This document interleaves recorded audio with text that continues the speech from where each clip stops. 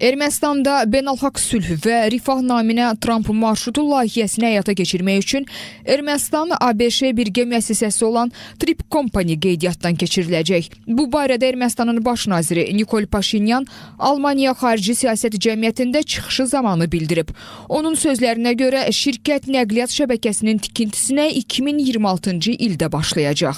Hazırda biz Amerikalı həmkarlarımızla Trip nəqliyyat şəbəkəsinin inkişaf layihəsinin ümumi şərtləri ilə bağlı intensiv danışıqlar aparırıq. Trip Company şirkəti dəmir yolları və avtomobil yollarının, neft və qaz kəmərlərinin, həmçinin fiber optik kabellərin zəruri infrastrukturunu inkişaf etdirmək hüququna malik Ermənistan-Amerika birgə müəssisəsi olacaq. Tramp marşrutu layihəsi həmçinin Ermənistan və Türkiyə arasında nəqliyyat əlaqəsi, orta dəhlizin mühüm tərkib hissəsi ola Avropa, Cənubi Qafqaz və Mərkəzi Asiya arasında fasiləsiz əlaqəni təmin edə bilər. Bundan başqa Paşinyan əlavə edib ki, son vaxtlar Ermənistanla Türkiyə arasında təmaslar nəzərə çarpacaq dərəcədə intensivləşib ki, bu da münasibətlərin normallaşması prosesinə kömək edir.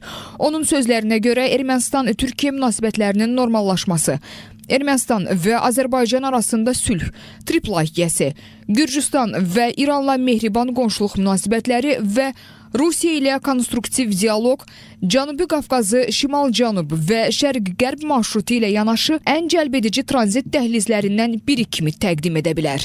Zəngəzur dəhlizi Trip marşrutunun açılması Ermənistan-Türkiyə münasibətləri inkişafına, dinamikasına gətirib çıxaracaq və tərəflər arasında iqtisadi əlaqələr, həmçinin nəqliyyat imkanları genişlənəcək. Bu marşrut Türkiyə, Ermənistan, Azərbaycan arasında iqtisadi və nəqliyyat əlaqələrinin formalaşması deməkdir və uzun illər regionda 30 il ərzində regionda formalaşmış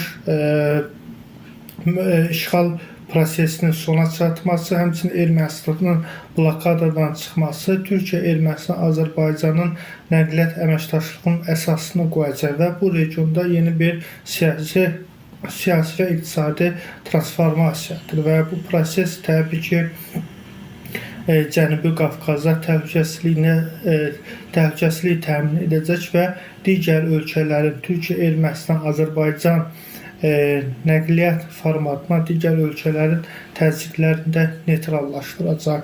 Trip layihəsi və Zəngəzur dəhlizinin tam fəaliyyətə başlaması isə regionun tranzit və logistika potensialını artıracaq ki, bu da bölgədə yeni nəqliyyat marşrutlarının yaradılmasına gətirib çıxaracaq.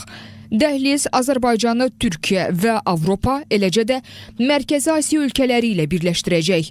İcra edilən layihələrin fəaliyyəti bir neçə nəqliyyat dəhlizinin, xüsusilə şərq-qərb və şimal-cənub nəqliyyat dəhlizlərinin inkişafına gətirib çıxaracaq. Regionda kommunikasiyaların açılmasında ən çox faydalanan ölkələrdən də biri Türkiyə olacaq. Ümumiyyətlə, bu Trip marşrutu, regionda sülhün gəlməsi, Azərbaycan-Ermənistan sülhü, Türkiyə-Ermənistan münasibətlərinin yaxşılaşması və bütün bunlar fonunda ən çox faydalanan ölkələri sıralasaq, Azərbaycan, Ermənistan və Türkiyə burada ən çox benefisiar olacaq, ən çox faydalanan ölkələr olacaq. Daha qısa, daha ucuz marşrut əlaqəsinin olması, dəhlizin olması iki ölkə arasındakı əlaqələrin daha da genişlənməsinə və ixrac əməliyyatlarının daha sərfəli və daha qısa müddətdə baş tutmasına gətirib çıxara bilər. Trip marşrutundan istifadə etməklə Azərbaycanın nəqliyyat infrastrukturu üzərində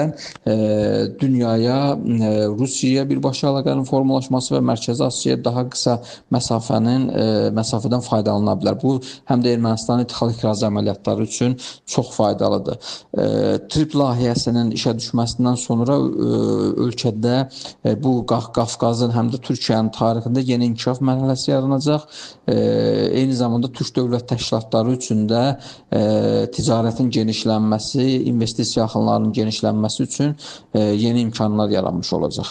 Qeyd edək ki, Azərbaycan öz ərazisində tikintini yüksək sürətlə davam etdirir. Horadiz-Ağbənd dəmir yolunun 3 mərhələdən ibarət tikinti planı üzrə əhəmiyyətli irəliləyiş var. Birinci mərhələdə Horadiz, Yuxarı Mərcanlı, Şükürbəyli, Sultanlı istiqamətində işlərin böyük hissəsi yekunlaşıb. Bu xətt vasitəsilə Araz İqtisadi Sənaye Parkına yük daşımaları həyata keçirilir. İkinci mərhələdə Soltanlı, Qumlaq, Həkəri, Mincivan arasındakı hissədə torpaq yatağı və mühəndis qurğularının tikintisi davam etdirilir. Burada 771 metr uzunluğunda ölkənin ən uzun dəmir yolu körpüsü inşa olunub. Üçüncü mərhələdə tunellər və qoruyucu qaleriyalar tikilir. Tunellərin 71%-i artıq hazırdır. 99-cu kilometrlik hissədəki 108 metrlik qalereya mürəkkəb dağ süxurları səbəbindən təhlükəsizlik məqsədi daşıyır. Ümumilikdə layihənin 68%-i tamamlanıb, 66 kilometrlik hissədə yolüstü konstruksiyalar quraşdırılıb. Azərbaycanın ərazisində tikintinin 2026-cı ildə bitməsi planlaşdırılır.